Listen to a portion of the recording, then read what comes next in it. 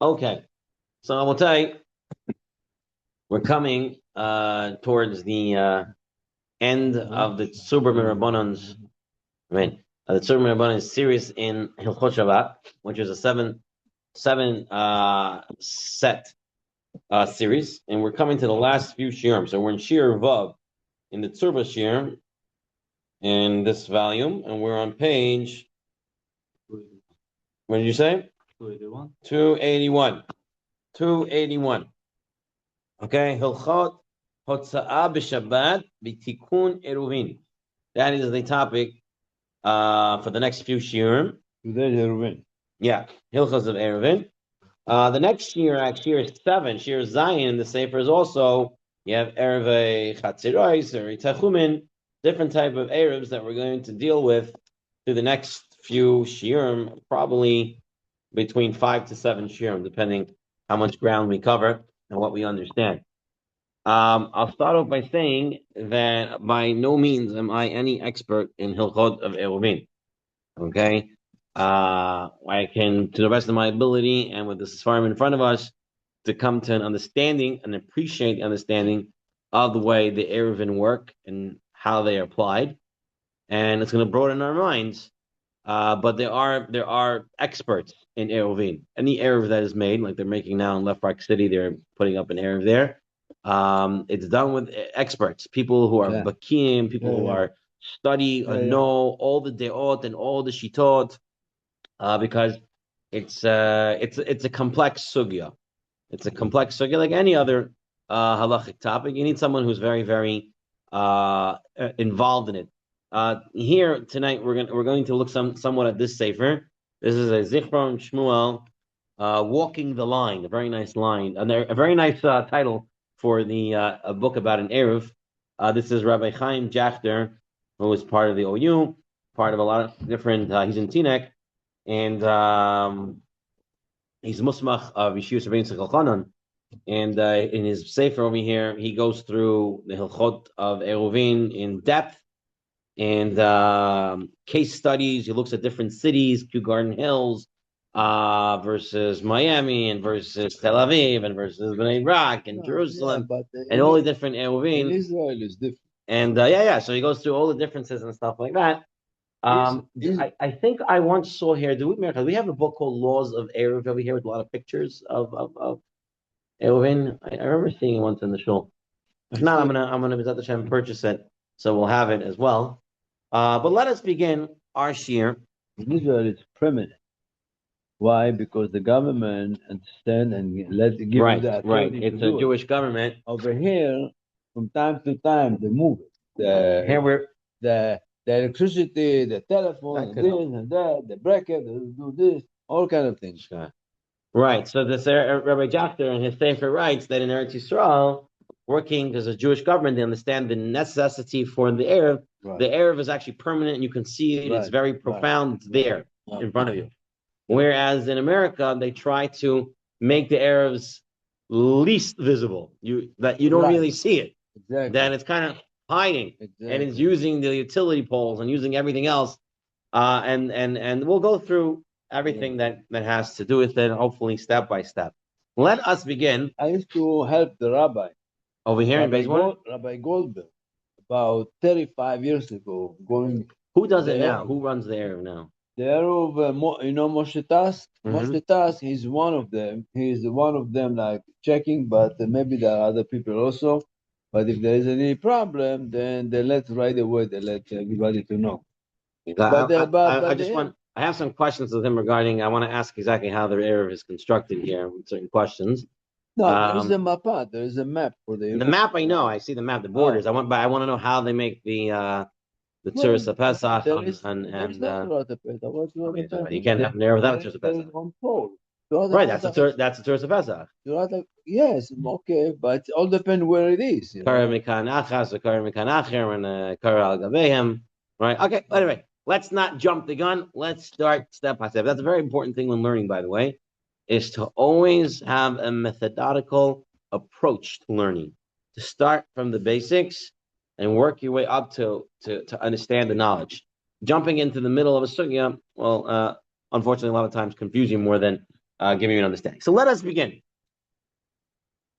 The whole issue, why you even have an Eruv, is because there's a malacha, the 39th malacha, the malacha of Hotza'ah. The malacha, the Tosafot on Daf Bet, in Masechet Shabbat, and in more places in Masechet Shabbat, Tosfos calls it a malacha gerua. What does malacha gerua mean? It's a weak malacha. It's a weak malacha. The malacha of Hotza'ah, taking from one rishus to another rishut, is a malacha gerua, says Tosfot. Why is it a malacha gerua?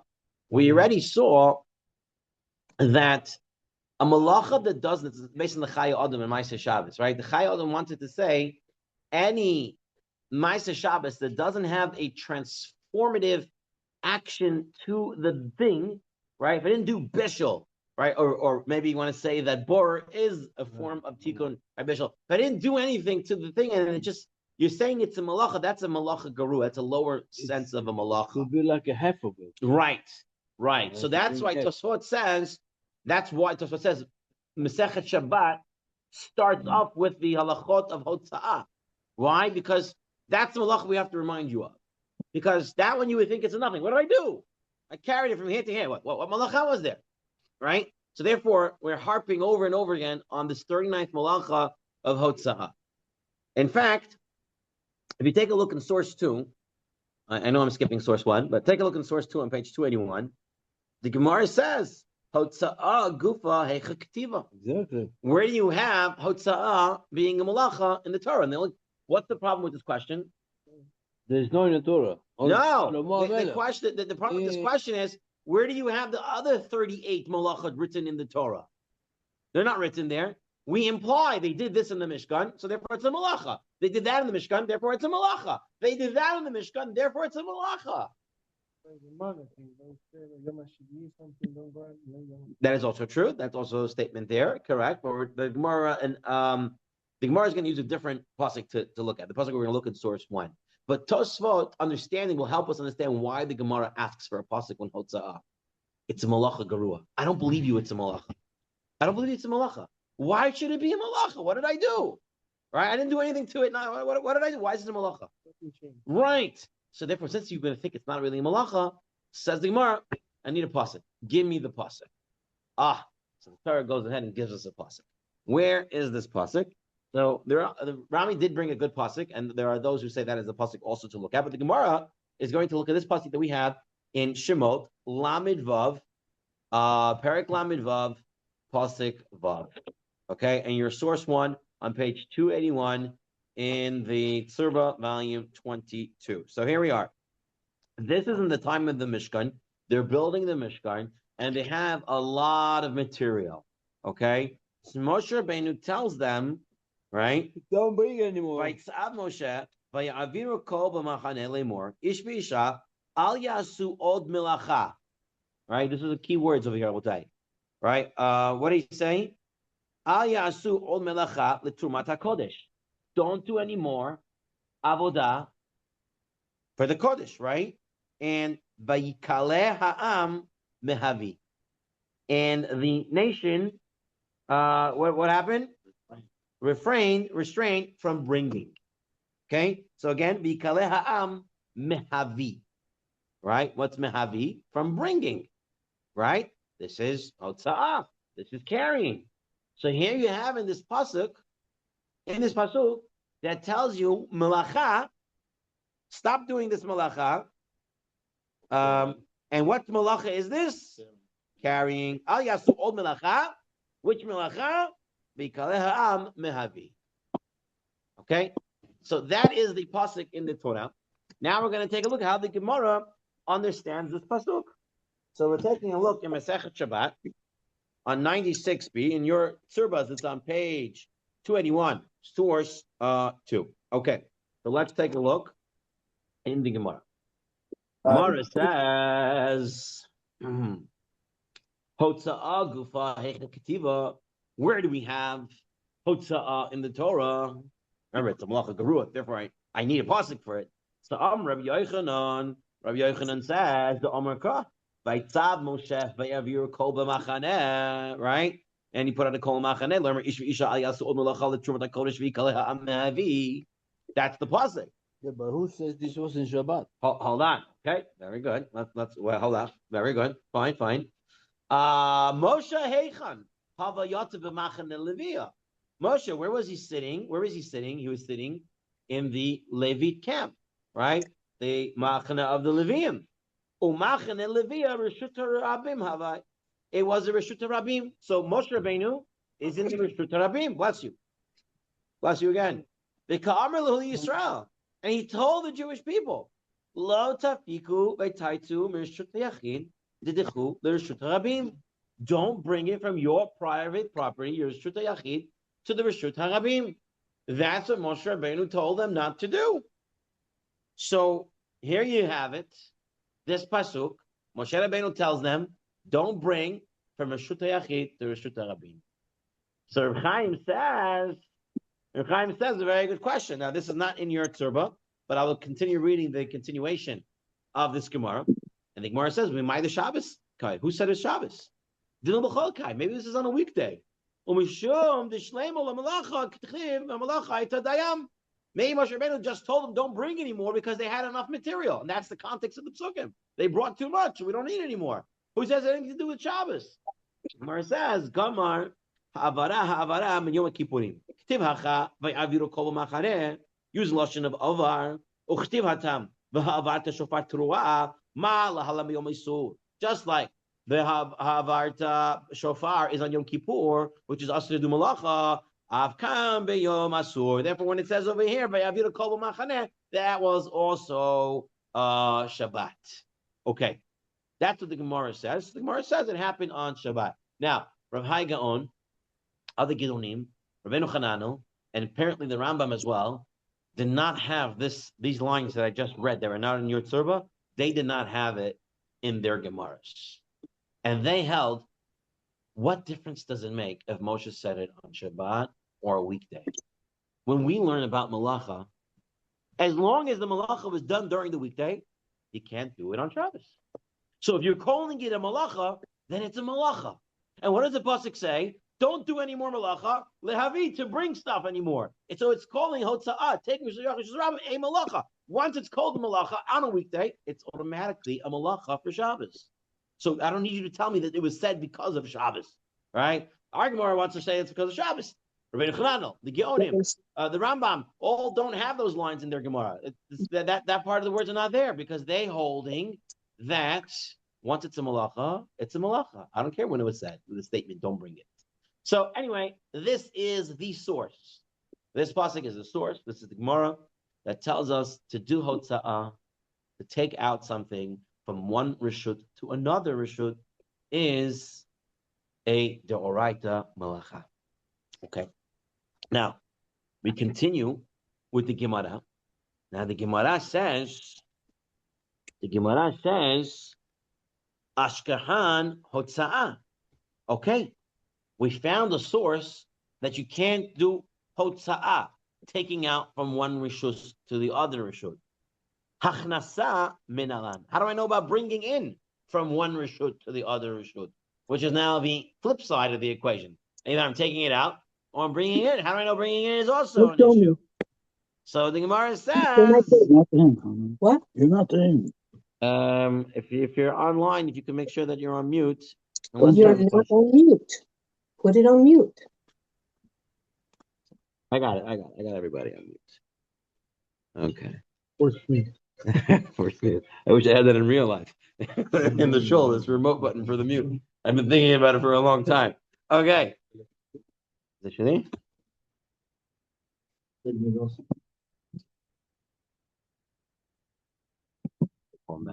Okay. It's Rachamim from Ornatan is calling me. I'll call him back later. All right. Anyway, so Ashkechan Hotza'ah. Hachnasa Minal. How do we know about taking in? Sevarahi. It is a svara. It is logic to say that. Nikide, let's take a look. It's the same thing from one to another. Mali apuke or mali ayule. What difference does it make if I'm taking it in or taking it out? The whole issue is going from one reshut to the other reshut. So therefore, Doesn't make a difference. I'm taking it in or taking it out. Reshut to reshut, that's the issue. Okay. Then the Gemara says a little bit later on, as we continue in the Gemara, it says, Ma'avir arba amot bereshut rabin minalan demechayev. How do we know that just walking in a reshut rabin with something, carrying something in reshut rabin, 4 amot, is an issue? Where do I know that from? So it's what it says. The Gemara el kol arba amot reshut rabin gemara gimire la. Rather, it is a tradition.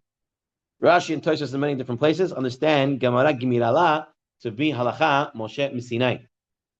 The Rambam may not hold that it's actually halacha Moshe Misinai, but rather in Mesorah, a tradition that we have, not necessarily halacha Moshe Misinai. So, but is it tradition? That's for sure. That is the halacha that even carrying. So that's not a pasuk, but that's rather a tradition halacha Moshe Misinai that carrying in a reshut harabim arba amot is also an isser. Okay, this is the start up of why there is an issue of carrying reshut to reshut. There's a pasuk for it. That's a deoraita, and carrying reshut rabim is a tradition. Misora halacha Moshe Sinai. Let's take a look at the Rambam. So it says the Rambam in source 4 on page 282. Hotza'a mireshut lereshut. If I carry from one to another domain, Malacha avot melachot he. It's one of the 39 avot melachot. Va'af pisha davar zeh. Im kol gufei Torah min pi Moshe Sinai namru harehu amir b'Torah.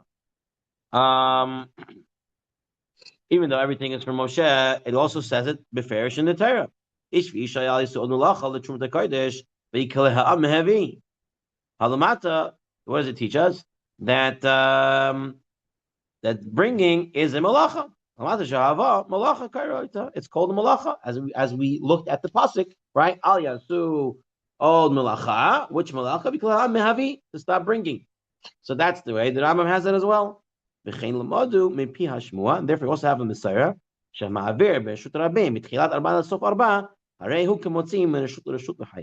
We also have a tradition, an understanding that carrying in Reshut Rabim is also an issue. No. But the malachot that they did is the malachot ma'achshavit that are usher on Shabbat. Okay. Now, all right. So we said the issue is l'reshut, taking it from one reshut to another reshut. So now our job is to define what reshuts do we have. So everybody knows reshut sayacheh, reshut sarabim, going to become something called a carmelit. We'll try to define that word as well, where it comes from, the etymology for that, as well as a makom patur. Right? Those are the words that we're going to have to become a little bit familiar with. So let's go through the Gemara in Masechet Shabbat on Daf Vav. The Gemara tells us the definitions for these 4 domains. So let's take a look. So we are on Vav Amud Aleph, page 283 in the Tzurba. And let's take a look over here. Okay. All right. Here we go. Tanu Rabbanam Arba Rishiyot LeShabbat. There are 4 domains for Shabbat. Reshut HaYachid, a private domain. Private domain doesn't mean it has to be privately owned, but a private domain, or like a house. Or Reshut HaRabim, a public domain. We'll see what type of examples. The Carmelit, and a Carmelis. Umkom Patur, and a Malkom Patur. Okay, now, for the etymology of the word Carmelit, just to understand what we're saying over here, it's machloket. What's the root of this word? Rashi says it comes in a lashon of a forest, as it says in Yeshaya, Yaro v'charmilo, and charmilo meaning a great forest. And the forest is not a public and it's not private, then it's something in the middle, and that's a Carmelit. Others want to understand the word Carmel, right? is something that is not yet fully ripened. Okay, it's like not soft, not hard, but it's something in between, and that's a carmelit, something that's in between. Rambam in Pirush Mishnayos says carmelit comes to the lashon of a ka'armelit, like a almona, ka'armelit, like a widow. A widow, she's not a penuya. I mean, she's not a single basula. She's not a basula, right? And at the same time, she's not married. She's some status in between. And the carmelit is that. So a carmelit is something that's not a rishus rabim. It's not a rishus yachid. It's something in the middle, and that's a derabanan rishus. Okay, that's going to be a rishut that the Rabbanan made, and we're going to talk about. That's what you want to make every place you live. You want it to be a carmelit, so then you can make a good Eruv. I think most of the places today in the neighborhoods that are carmelit. We're going to have to define what's the carmelit, what's the rishus rabim, and we'll see what we'll do. Umakom petur, and then you have a makom petur, and we're going to see each one. Let's go through the Gemara. Yeah. So says the Gemara, the ezehi reshut hayachid. Which one is the reshut hayachid? What is that? Harit shehu amok asara v'rachav arba'a. A ditch that is 10 tvachim deep and 4 tvachim wide. V'chein gader shehu gavoa asara v'rachav arba'a. Zo hi reshut hayachid gemura. Okay, a reshut hayachid is when I have a wall of at least 10 tvachim and I have a 4x4 area.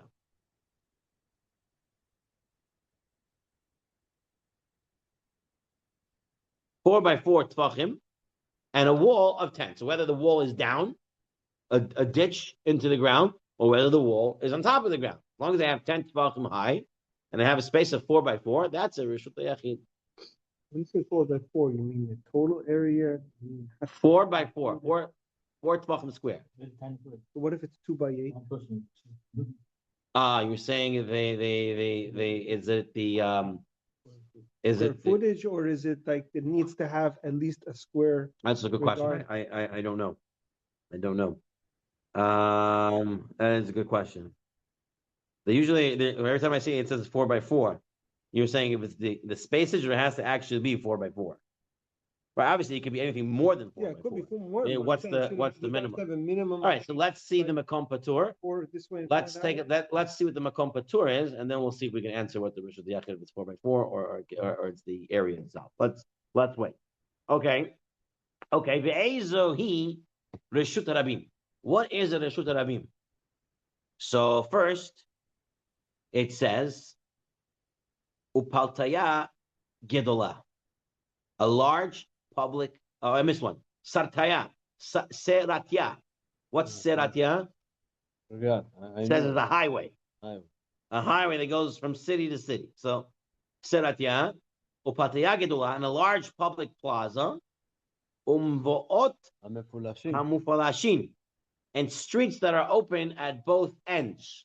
Okay, there's a major street, like the major artery in the city that goes from one start of the city to the other side of the city. And it doesn't have to be major. It could be a street open for both Shnei Tzadim and goes to Reshut Rabim. It goes through the city. That's the way it is. It's understood. Is that the streets are open at both ends. There's a city. There's a street in the middle of the city. It doesn't necessarily be in the middle, but a huge street that goes, and it's open at both ends. Okay. And the question is, does it have to be straight? Can it be curved? And can it have side streets? Does it need to be long completely? It's a machlokes poskim of how you view these muvot hamufashin. So it's not so simple one way or the other. But open it on it. What is that in Hebrew, mavo at both ends, it means it enters and comes out of the city. All right. So let's think about cities in the olden days. All right, so this is all based on ancient cities. When you say city, it means the Reshut Rabim. And city on those days could be 3 houses, 4 houses, 10 houses. Let's take a look at this. Ancient cities were usually walled cities, okay? Strong, fortified, walled cities. And they had gates on both ends of the city, okay? And usually there was a major street thoroughfare from one end to the other end. Within the city? Yes, within the city. From one end of the gate to the other end of the gate, there would be a big street in the middle. And the gates would be at the end of the city. Okay? That's what we're talking about here. That's the way it's understood. Yeah, but we're not talking about big cities. Streets that are open at both ends. Zo hi Rashut Rabim Gemura. This is what is a Rashut Rabim Gemura. We're going to define Rashut Rabim a little bit more further today. Now, you cannot take Rashut Rabim to Rashut Yachid. Okay. And והם מכניסים ברשות רבים זו ברשות היחיד זו. והם הוציא והכניס בשוגג חי הפחתת. ומזיד אנוש כרת ונזכר. And if he had witnesses and he was warned, then he gets skila. That's a deoraita. Take him ברשות רבים to ברשות היחיד. אבל ים, but a sea ובקעה, and an area of open fields, ואיסתבינית, and a storefront bench area, the Carmelit and a Carmelit, and a lo Reshut Rabim, v'lo Reshut Yachid. It's not like Reshut Rabim, not what's it called, a highway. It's not a large public plaza. It's not streets that are open at both ends, right? So it's not a Reshut Rabim, but it's also not a Reshut Yachid. It doesn't have walls, and it doesn't have different things of the Rishut Yachid. So therefore, you cannot pick up and place down in it. If you do it, you're exempt from a carbon. You're not taking it in.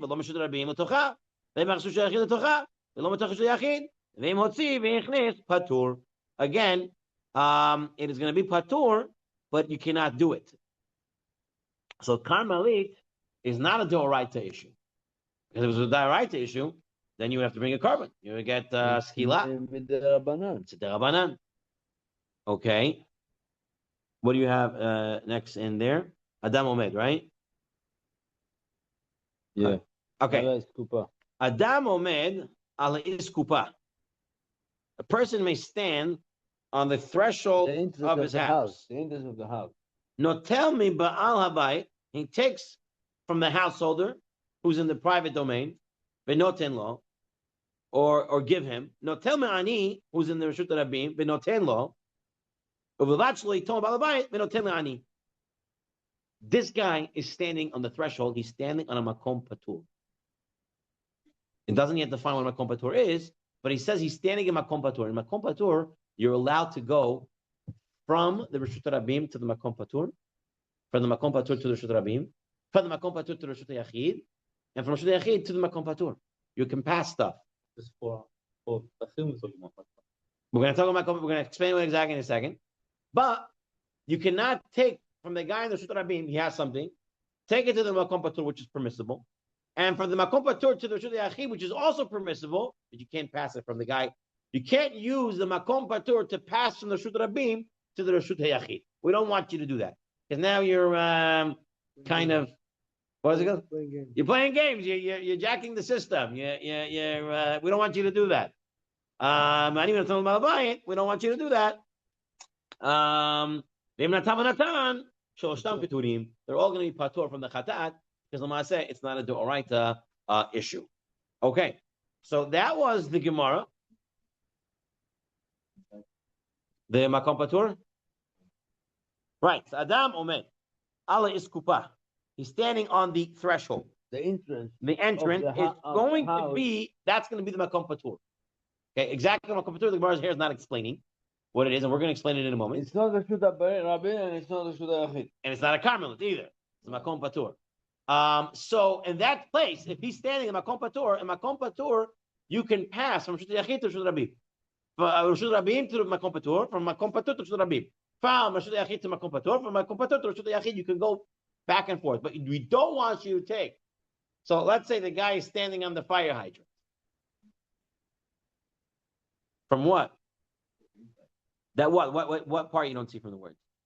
Saying that could go through the middle, So let's read it again. Adam Mohamed al Iskupa. Notel mi Ba'al Habayit. He can take from the Baal Habayit. Where's the Baal Habayit? Inside the He's house. inside the Reshut Yachid. V'noten lo, and I can give him. Okay? No tell me ani. Where's the ani standing? In Reshut Rabim. V'noten lo, and I can give him. As long as they don't take from the balabait and give to the ani. Just before you said no pay. Yeah. Yeah. Good. That's exactly the point. The point is, this is my makom patur. There's 3 people. This is my makom patur. There's 3 people. I can go from makom patur to the Reshut Rabim. Reshut Rabim to makom patur. I can go from the makom patur to the Reshut Yachid. From Reshut Yachid to makom patur. What I can do is take this guy's stuff, bring it here, and then from here, take it and give it to him. That we don't want you to do. Because you're circumventing the Reshut Rabim to Reshut Yachid problem. You're using this makom patur. That's what we don't want you to do. Let's read the words. He does not take from the balabait an object.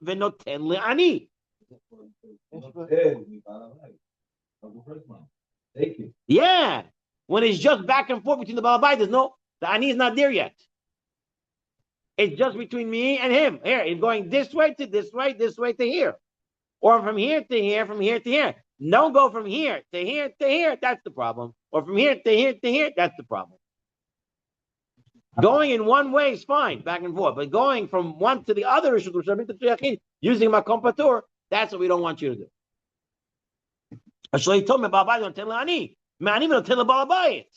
Okay? That's what we don't want you to do. But they'll all be patur. They didn't do any right. You got it now? Good. Nobody make any problem. Okay. Now, the Chot Shabbat is going to go through these 4 domains and give you a clear understanding of what they are. Now, a lot of people go through it, but let's take a look at the Chot Shabbat, and then we'll take a look at the Walking the Line, Rabbi Jachter's Sefer as well, to give us an explanation. So we have to have this clear. I will tell you can't really move on in this sugya unless you really know the 4 domains, the 4 rishiyot that we have. Reshut Yachid. What is Reshut Yachid? Is an area of at least 4 by 4. A 4 by 4 tvachim, surrounded by partitions that are 10 tvachim or more in height. So it looks like here you have to have arba al arba, 4 by 4. Okay. Reshut Rabim, humakam, that is used for the rabbim, l'halicho, l'schayr v'chiyotze b'zeh. The rechayvai is, and its width, right, and the street is tet zayin amma or yoter. The width of the street is going to be 16 amma.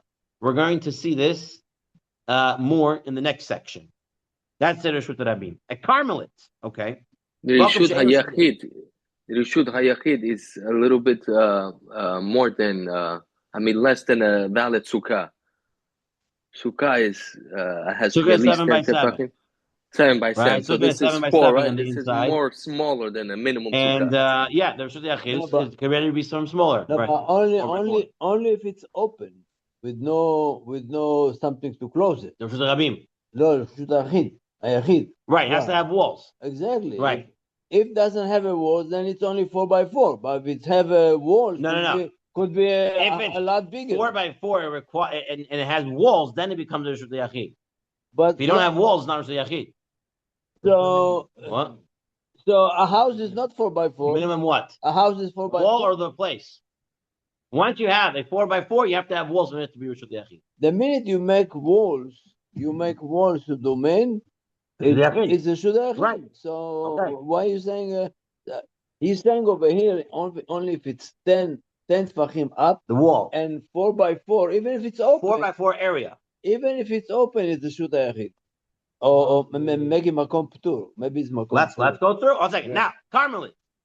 Malcolm she'er Reshut Yachid, Reshut Rabim. It's not Reshut Rabim, Reshut Yachid. Kigon yam oisada v'chayotze b'zeh. Now, what is its din min haTorah? The Carmelite. We tell you it's the Rabbanan. From the Torah, what is it? What is a Carmelite? Makom patur. It says very good. Dino min haTorah, makom patur. It's like a makom patur. And ain't isur Torah lahavir boy dalad amas. And there's no issue of walking there dalad amas in the Carmelite. Emnam chachamim not the din reshut b'Rabbanan. Mekamis elu v'karler should zeh karmelit. V'asur midarabanan lahavir mekamelit shus yachal shus rabim. V'chin asur lahavir shus yachal shus rabim lekarmelit. V'chin asur lahavir dal amas bekarmelit. So basically, right, it's a reshut rabim derabanan. That's what the Chachamim did. They took a karmelit, which is really makom patur. You can carry from it.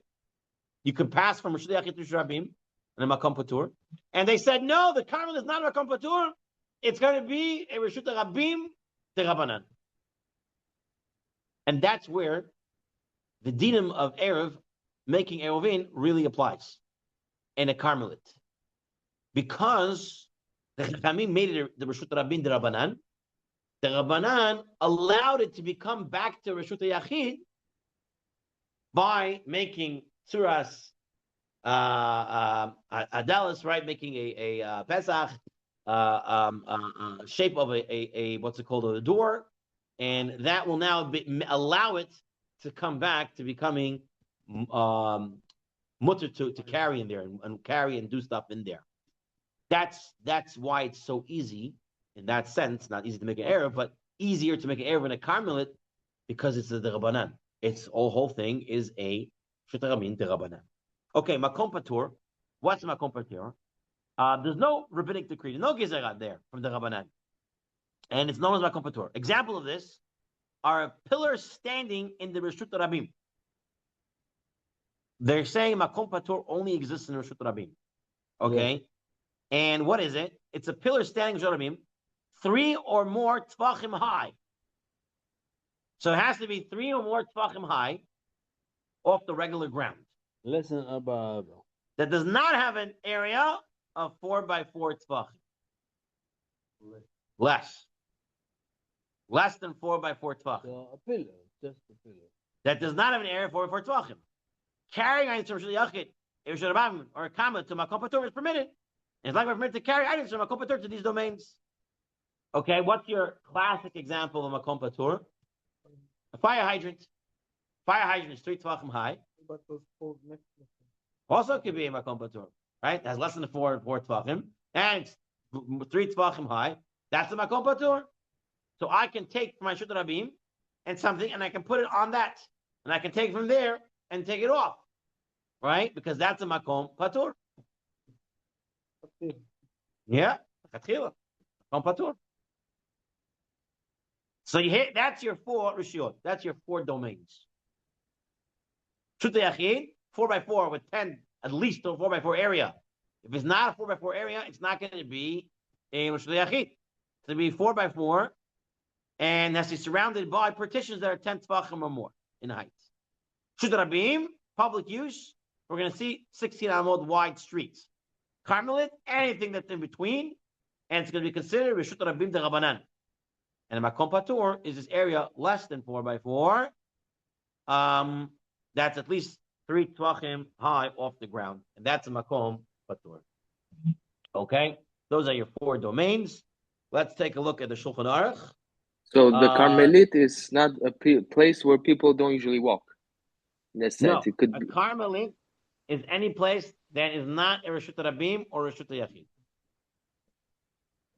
Anything does not fit the definition of Reshut Yachid, or does not fit the definition of Reshut Rabim, is a Carmelit. Because like a valley. It's the no man's land. Okay, it's not Reshut Yachid, it's not Reshut Rabim. It's something in the middle.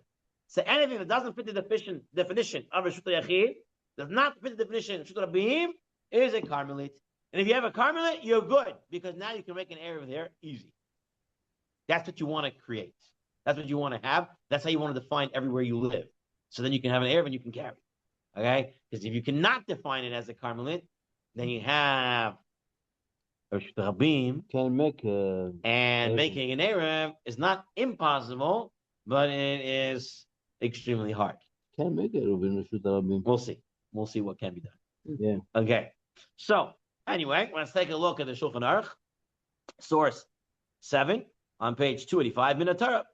Ein chayvel b'moitzi u'machnes v'zayrek u'moishim v'shus ha'yachid v'shus ha'rabim v'shus ha'rabim v'shus ha'yachid v'chamim asu mekarmelis v'shus ha'yachid v'shus ha'rabim Oy mehem lekarmelit. So the Chachamim made the Gzeira of the Carmelit. So everything as we learned so far. He has a nice chart over here, carrying between the domains. So carrying from Reshut Rabim to Reshut Rabim, right? Over 4 amot, you're not allowed to do. You're not allowed to take it to Reshut. You're not taking it to Yachid, not taking it to Carmel. You can't do that. To Makom Patur, you can carry from Reshut Rabim to Makom Patur. Reshut Yachid to Reshut Rabim, you're not allowed to. Reshut Yachid to Reshut Yachid, okay, we'll talk about it's permitted, but you might need an Eruv in between. Reshut Yachid to Carmel also forbidden. Reshut Yachid to Makom Patur, permitted. Carmelit to Reshut Rabim, also the Rabbanan. Carmelit to Reshut Yachid, also the Rabbanan. Carmelit within itself, also the Rabbanan. Carmelit to Makom Patur, that's going to be permitted. Makom Patur to everywhere is permitted. Okay, that's your chart. Now, no, if I'm in the Reshut Rabim, okay, I cannot transport something. For example, if I'm Reshut Rabim and I have something in my, I cannot bring it into my house. So can I bring it into Reshut Yachid? That's Hotza'ah, right? Taking out, taking in. Okay, but I can take it and I can put it on the fire hydrant. I'm already there, right? It's not considered going from Reshut to Reshut. Reshut to my home. No, I'm already there. I'm already there. For whatever reason, I'm there and I have it, and I want to put it down. Okay. Now, in this sefer over here, Rabbi Jachter puts down the domains as follows. The 4 domains. Reshut Yachid is surrounded by walls of a minimum height of 10 tvachim. You're talking about tvachim. What is a tefach? Macholket. It's macholket what it is. You have Rav Chaim Noah, you have Chazon Ish, and you have Rav Moshe. And each one has a different explanation of what a tefach is. So I think I took a picture today because I never remember it offhand. I think I have it here. There we go. This is from another sefer. This picture is from another sefer of Jafter's. He's very into this. Here you go. A tefach, according to Rav Moshe, is 3.54 inches, which is 9 centimeters. According to Avram Chaim Noeh, which is what Sfaradim go with, as Yaakov goes with.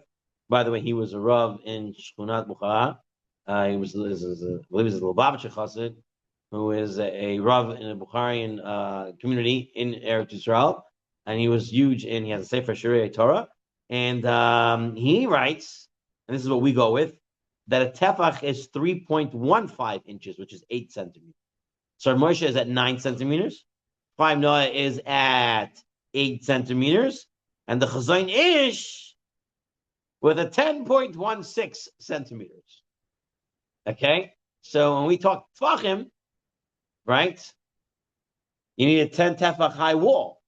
For us, the 10 tefach high wall would be 80 centimeters. And for the Chazon Ish, over 100 centimeters. So when constructing a Reuven, you really have to pay attention what you're doing. The proper way to do it, and this is the way they do it in Eretz Yisrael, they use the chumrah of each other. Meaning wherever it will apply as a chumrah, you go with that size. So if you need the wall to be 10 tvachim, we're going to use the Chazon Ish Shita. Okay? Whenever you need a gap in between the air, between one terz of Pesach and another Pesach, you can have a 10 amod gap. So there, you would want to use the gap of the shortest Shita, of Chaim Noah. Because this way you created a lesser gap, and according to everyone, it's fine. Which also calls into question some of the community Eruvim in America that don't do this, and they predominantly students of Rav Moshe and yeshivas of Rav Moshe, and they follow Rav Moshe Shita, which is not necessarily our Shita. And then the 10 Amma gap is bigger than our calculations. And then the question is, can a Sfari use that? And there are those who say, yes, even then, it's trade derabbanans and stuff like that. So we're making centimeters about the height of a table. About the height of a table. Yeah. Okay, so if you can use barrels and stuff like that. And then, that's why I understood in Eretz Yisrael, they used to use barrels. It's part of an Arab, tall barrel. And that's your wall. And you can stuff like that. Anyway, that's the Reshut Yachid. And then, I'm not going to read Reshut Rabim because we're going to explain Reshut Rabim in a minute or two. And then Makom Patur is a place within Reshut Rabim, whose area is less than 4 tvachim by 4 tvachim. It must also either be at least 3 tvachim high or enclosed by walls that are 3 tvachim high. So either itself it's 3 tvachim high, like the fire hydrant, or it's less than 4 by 4, but it also less by 4 by 4 space, but it also has walls that are 3 tvachim high. And that will also be a makom patur. And that's how you get your threshold. In this case, the man was standing in the threshold. He was standing in a place less than 4 by 4 with a porch around, right? So 3 tvachim high wasn't 10. So that created a makom patur for him. So now he's able to take from there to there because he's in a makom patur. That was that case. Here he gives common examples include narrow garbage cans, fire hydrants. Okay? Yeah, makom patur. Fine. Right, it's less than 4 by 4, and it has 3 tvachim of a wall, the garbage can. So the narrow garbage can is your makom patur. So the guy stands in the garbage can. He can take from your beam and out, and in. He's in a makom patur. It's carmelit. Anything that doesn't fit the definition Like those brown of Shli Yachid or Shli Rabim is going to be a carmelit. like those brown garbage cans, the ones that they use. What's it called? The compost. Compost. Yeah. Okay, the fourth and final domain is a carmelit, where it's rabbinically forbidden to carry. A carmelit is essentially any place does not fit the description of other domains. So any other combination you have, that's a carmelit. That's a carmelit. This includes the sea and all the public places that do not meet the requirements of Reshut Rabim. Anything that's not one of these other Reshut is a carmelit. If it's a carmelit, then you need to create a Eruv to be able to carry there, right? And that'll be your Tzurba Pesach. Okay, fine. We have the domains clear, somewhat. What? It's not a Reshut Rabim. It's not a Reshut Yachid. It's a carmelit. So anything that is not a Reshut Rabim, Reshut Yachid, is a carmelit. Fine. Now we continue. Wish we had more time because we just started. I will tell you, we just started. Okay. Reshut Harabim. Okay, when reading Rabbi Jachter Sefer, I only went through 3 of the Reshuts. I left Reshut Harabim on the side because now we're going to get into further depth on what Reshut Harabim means. And this sugya is very important because of this sugya, that's why there is able to be a Reuven all over wherever people live. Because in this sugya right now, we are going to say that today there is almost nowhere in the world, not nowhere. There are a few places. There is almost nowhere where there's a real Reshut Harabim. And if there's no Reshut Harabim, it's a carmelit. And if it's a carmelit, you can make an Eruv with a Tzurba Pesach and you're good. And that's what you want to create. That's what you want to define in all your places. The only question is, can you define it this way? Based on the Rishonim and based on the Poskim, let's take a look. All right. Says Masechet Shabbat, Tzadik Tet Amud Aleph, Kaimelon, Der Reshut Harabim, Sheish Asar Amo. It has to be 16 Amo wide. The street has to be 16 Amos wide. Anan de Gamrin Alam Mishkan. We learned this from the Mishkan. The Mishkan, there were wagons, and there was space for another wagon, and the Levi in the middle. Each wagon was 5 Amos, 5, 5, 5, plus 1, 16 Amos. That's how the Gemara learns. Fine. Then, Amar Shuvah Yehuda Amar Rav, Tzadik Ches Amud Aleph, Amar Rav Abba, Amar Rav Huna, Amar Rav, Hamavir Arba Amos Reshut Harabim, Mikora Patur. If I have a 16 Amos wide street, but it's enclosed, there's a roof over it. Okay? Just Lamashal, sometimes you go to like a mall, an outside mall, and they have on top of there like a big thing. Like you remember in Regal Park over there by the Aldi and the Costco, they have like this thing on the top there. So that's now enclosing a public space. Well, guess what? That's not anymore a true Reshut Harabim, right? Reshut Harabim Mikora Potter, Lefisha Ein Adomo Digle Midbar. It's not comparable to where it was in the Midbar. In the Midbar, there was no plastic cover on the top. Okay, continues, and in Masechet Shabbat on Daf Vav Amud Beit, on source 10, it brings down a different places that are considered Reshut Rabim. And then the Gemara says, "V'lichshav nami midbar." Why didn't the list include the midbar? We always say, compare everything back to the midbar, when they were in the midbar, when they're in the midbar, and then the midbar. And you should include the midbar as being part of the list. That's a Reshut Rabim. Ezu Reshut Rabim, Sartia Upaltia Gedula, Muvaota Mufashin, Vahamidbar, and the midbar. Amrabaya like Kasha. When we include midbar, that's Reshut Rabim. Kan Bizman Shishal Sharuim B'midbar. That's when the midbar was on the list of Reshut Rabim, because people lived there. It was a place, Reshut Rabim. Kan Bizman Hazeh. But nowadays, there's no people living there, right? So therefore, it's not anymore Reshut Rabim. It's back to being what the Rebbeinu will call a Carmelit. Says Tosfot. What does this mean? Living there, not living there. What do you need to be living there to make it Reshut Rabim? People. Oh, very good. Says Mashma Kitzat, says Tosfos in source 11. Mashma Kitzat, the Einer Reshut Rabim el Ela Imkain Mutsuyin Sham Shishim Riboy Kemod B'Midbar. It's only in Reshut Rabim if you have 600,000 people there, transversing and walking through those streets.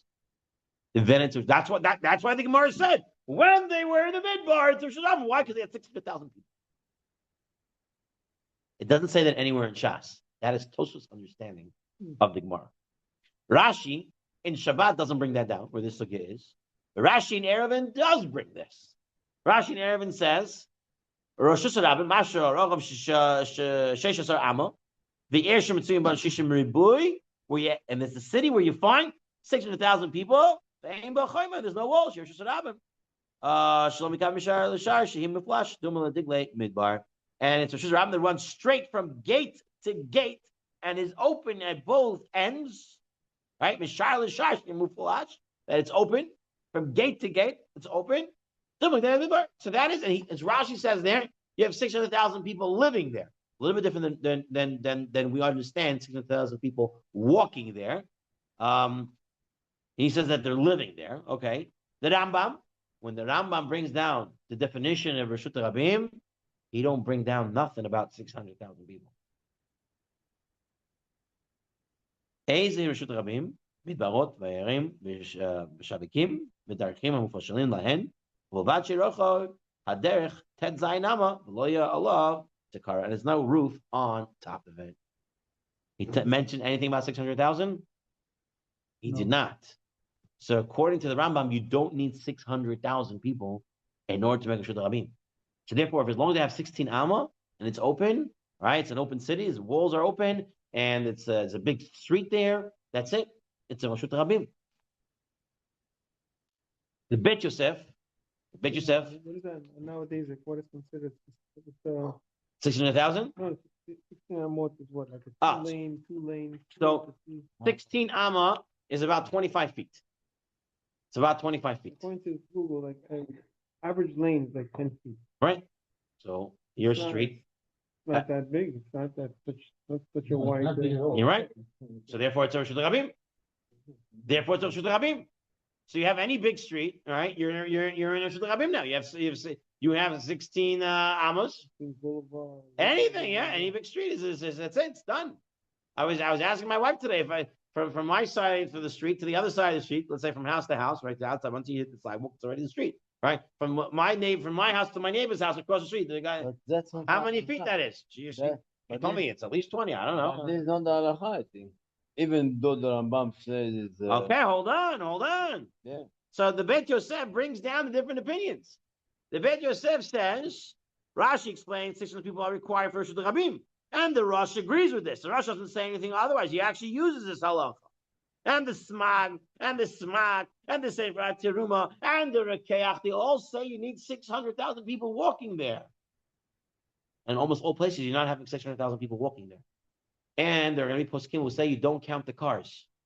So if you don't count the cars, you definitely don't have 600,000 people walking there. Yeah, it's its own rishus. The car is its own rishus. It's a separate entity. So it's canceled out. All right, there's the Beit Ephraim. There's others I don't consider modern cities the Rishut Rabim. I don't know what you can. I don't know how you can consider. But this is not the view of the Rambam, says the Beit Yosef. He doesn't talk about 600,000. He says it's not anywhere. And I got Mordechai, Mesach Shabbat, and others he brings that also Magen Mishnah, the Ramban, the Rashba. They all don't need 600,000. You don't have 600,000. We don't care about 600,000. It's a Rishut Rabim. The 16 amos wide. It's mufulash. It's open. It's everyone's there. That's it. So now you have a machloket. Which one is it? 600,000 is actually cooler. Right? Exactly. You want to have the 600,000 requirement to make it a Rishus Rabbim. Because if I need their 600,000 requirement to Rishus Rabbim, I don't have 600,000 in almost any city. Maybe Manhattan, maybe Paris, maybe these big cities. You'll have 600,000 people there. But sure. Tokyo, Hong Kong, I don't know, Shanghai, but in most other cities, in most other areas, you're not having 600,000 people there. So if you need a requirement of 600,000, according to Rambam, what is Carmelit? There's no Carmelit. He says no, it's both. Anything that's not Rosh Hashanah is a Carmelit. But whatever your definition is, whatever your definition of Rosh Hashanah is, whatever is not Rosh Hashanah is a Carmelit. Whatever it is, it's the same thing. The goal here is if I can say it's not a Rishut Rabim, then I can say it's a Carmelit. And if it's a Carmelit, I can make an Eruv. What do I need to make a Rishut Rabim? It's a machloket. Do you need 600,000? The Rambam says you do. Technically, Shulchan Aruch. Shulchan Aruch says it's a Rishut Rabim. Right? What's a Rishut Rabim? He says you have these streets that are wide, Tet Zayin Amma, and there's no roof on it, and there's no walls on it. And if you even have walls, but they're mufulash, they're open, mishar l'shar, have Rishus Rabim. Almost everything is Rishus Rabim. Right. Yeah. So you have a problem now. You can't be Eruv anywhere simply. Yeah. But yesh armim, shekol she'ein, shishim riboy, oivrim boy b'chol yoyim, that are passing by it every day, ain't a Rishus Rabim. It's not a Rishus Harabim. So halacha would make it a lot simpler if you don't go with this Rambam. What? The us is we would want so. we would want so. So the Taz says, listen, people today say you need 600,000. And if you don't have the 600,000, it's not a Rishus Harabim. You can go ahead and build an Eruv. That's the Taz. Because the Gemara says we're going because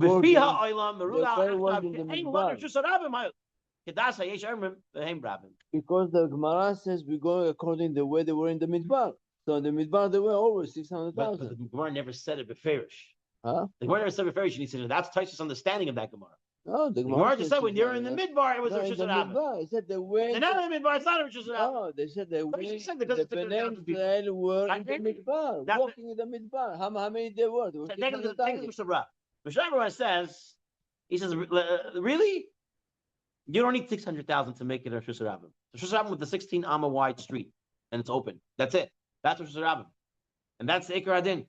But he says, "Ein banu koach l'chois b'yad hasmuchin al de'azo." We don't have no power to protest against those who rely on this opinion.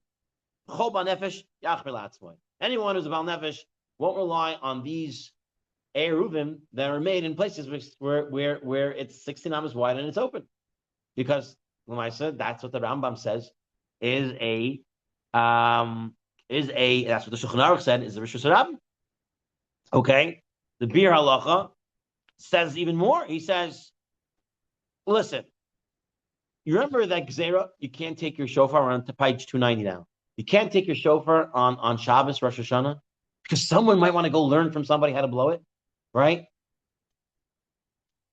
If you need 600,000, if you need 600,000 people, right, to make it a Rishus Harabim, you have that almost nowhere. So why make a Gzera? Don't blow the shofar because of Rishus Harabim. Someone might carry it. There is no Rishus Harabim anymore. Who has 600,000 people? It doesn't exist. This is the Bir Halachas, Chavetz Chaim. In source 18, page 290. He says, what type of Gzera? Don't blow your shofar. Rishus Harabim. There is no Rishus Harabim because Rishus Harabim needs 600,000. And you don't have that. So it can't be. He says, it doesn't make sense. And it's never beferish in Shas, says Chavetz Chaim. So it's not true. 600,000 is not a requirement So he disagrees with all those Rishon, the Rashi and He's Tosfot and disagreeing. Yeah, he's saying that it's not way Masha from the Gemara. It's not a requirement to make a rabbim. The Aruch HaShulchan says, listen, people are doing it. All right. The Keilu Baskol Yotza, as if a Baskol came out, because everybody says you need 600,000. If you don't 600,000, it's not a Rishus Rabbim, and therefore you can make an Erev. So he says it's like a Baskol came out, it's like a heavenly voice came out and said, all cities today they don't have 600,000 people traversing there, walking there daily is not considered a Rishus Rabbim. That's the Aruch HaShulchan Darchei HaKodesh always is trying to find ways to down the kafschus for those who are doing things that may seem halachically problematic, and he comes up with ways to show that it's not. Many places that the Aruch HaShulchan does that. We have minyan yet, or we're still waiting for minyan? It's like what people started doing. I mean, these are the actual poskim. No, okay, so I'm going to continue. Tell me when is a minyan, so I know when to stop. It's not just like the Hamonam started. We're close. So that's what he's saying. So the Aruch HaShulchan says, listen, it's happening, and it happened in cities with great rabbanim and stuff like that. He says even more. He says, if we're gonna protest, no one's gonna listen to us. And that's what he says. Okay, Shulchan Aruch in one source outside of the sources of the Sif that talks about Eruvin, when he's talking about the woman wearing jewelry. In source 20, the Shulchan Aruch is dealing with women wearing jewelry. And he says, women are walking with jewelry in Rishus HaRabim. There's no Erev there. They're walking Rishus HaRabim. What should we do? Should we tell them we're doing something wrong or not? He says, maybe they're not going to listen. And then he says, no. Maybe the Hashta, the late Lon Rishut HaRabim Gomer. We don't have a real Rishut HaRabim. And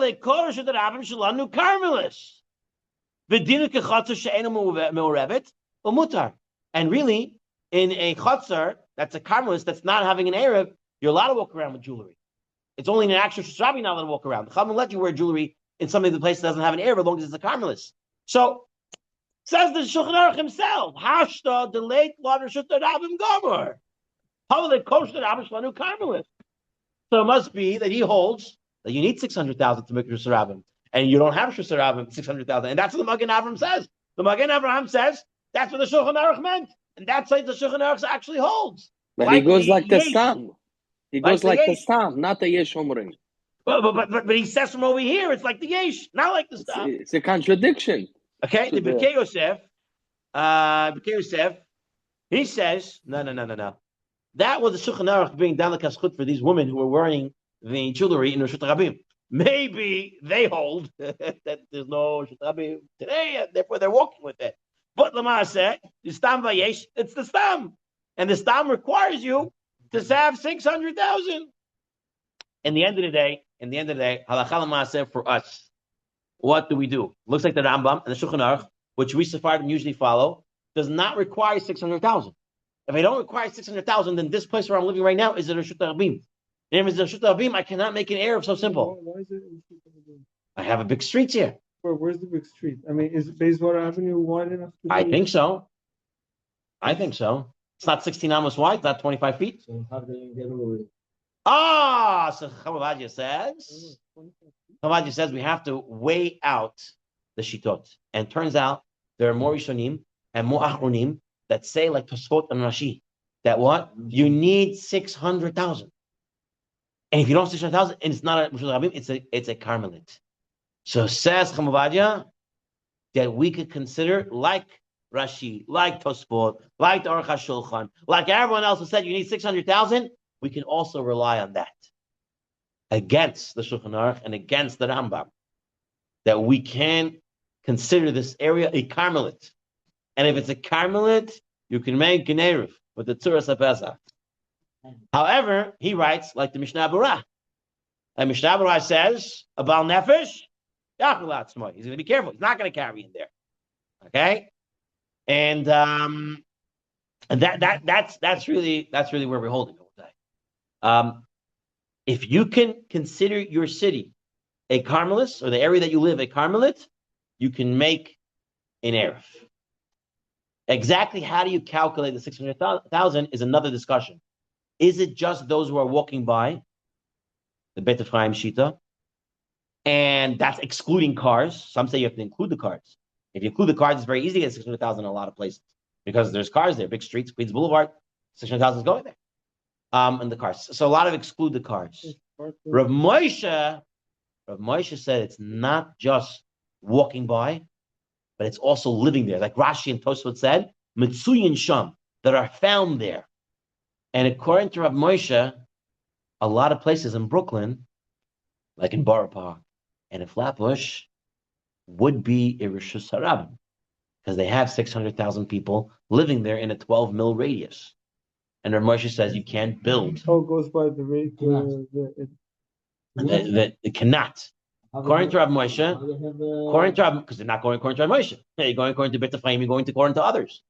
Even Chamavadia always wanted to find coolest to have Flatbush, the Syrian community Flatbush, to have an Eruv.